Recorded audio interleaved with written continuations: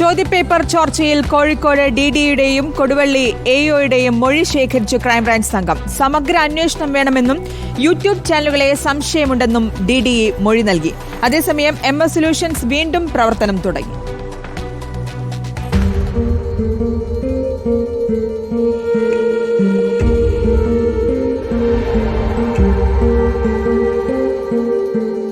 ചോദ്യപേപ്പർ ചോർച്ച വിവാദത്തിൽ പ്രാഥമിക അന്വേഷണം ആരംഭിച്ച ക്രൈംബ്രാഞ്ച് സംഘം ഇന്നലെയാണ് കോഴിക്കോട് ഡിഡിഇ സി മനോജ് കുമാറിന്റെ മൊഴി രേഖപ്പെടുത്തിയത്. ചോദ്യങ്ങൾ ചോർന്നതിൽ അധ്യാപകർക്ക് പങ്കുള്ളതായി അറിവില്ല, എന്നാൽ യൂട്യൂബ് ചാനലുകളെ സംശയമുണ്ട്. MS സൊല്യൂഷന് ചോദ്യപേപ്പർ ലഭിച്ചത് എങ്ങനെയാണെന്ന് അറിയില്ലെന്നുമാണ് ഡിഡിഇ അന്വേഷണ സംഘത്തിന് നൽകിയ മൊഴി. ഓണപരീക്ഷാ ചോദ്യപേപ്പർ ചോർച്ചയിൽ അന്വേഷണം നടത്തിയ കൊടുവള്ളി എഒയിൽ നിന്നും അന്വേഷണ സംഘം വിവരങ്ങൾ തേടിയിട്ടുണ്ട്. MS സൊല്യൂഷനെതിരെ നേരത്തെ ഉയർന്ന ആരോപണങ്ങളിൽ വ്യക്തത വരുത്തുകയാണ് അന്വേഷണ സംഘത്തിന്റെ ലക്ഷ്യം. പൊതുവിദ്യാഭ്യാസ വകുപ്പിൽ നിന്ന് കൂടുതൽ വിവരങ്ങൾ ശേഖരിച്ച ശേഷം FIR ഉൾപ്പെടെ നടപടികളിലേക്ക് കടക്കാമെന്നാണ് ക്രൈംബ്രാഞ്ച് സംഘത്തിന്റെ നിലപാട്. നിലവിൽ കേസുകളൊന്നും തന്നെ ഇല്ലെന്നിരിക്കെ ഇന്നലെ രാത്രിയോടെ MS സൊല്യൂഷൻ ക്ലാസുകൾ പുനരാരംഭിച്ചു. വരും ദിവസങ്ങളിൽ MS സൊല്യൂഷൻ CEO ഉൾപ്പെടെയുള്ളവരിൽ നിന്ന് അന്വേഷണ സംഘം മൊഴിയെടുക്കും.